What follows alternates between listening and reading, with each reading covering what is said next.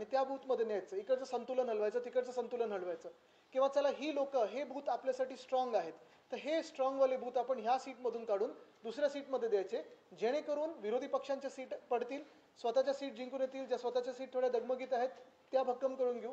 हे सगळं कॅल्क्युलेशन करण्यासाठी निवडणूक आयोगाने 7ची यादी 14वर ढकलली, 14ची यादी काल पर ढकलली, आणि काल देखील जी यादी आलेली आहे ती मशीन रिडेबल नाही. आमच्या प्रामुख्याने 2 मागण्या असतील, आम्ही तो ऑब्जेक्शन टाकत आहोतच. सगळे इतर राजकीय पक्षांशी आम्ही बोलणार आहोत. ह्याच्यात जर भाजपला खरोखर लोकशाही वाचवायची असेल त्यांचं पण आम्ही स्वागत करतो.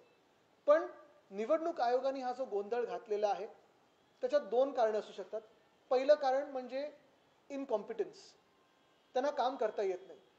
जर निवडणूक आयोगाच्या लोकांना किंवा त्यांचा जो स्टाफ असेल किंवा त्यांचे जे आयुक्त असतील ते इनकॉम्पिटंट असतील, त्यांना काम करता येत नसेल, तर तातडीने त्यांना सस्पेंड करणं गरजेचं आहे, घरी बसवणं गरजेचं आहे.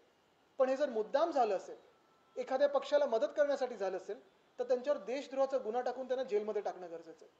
कारण हे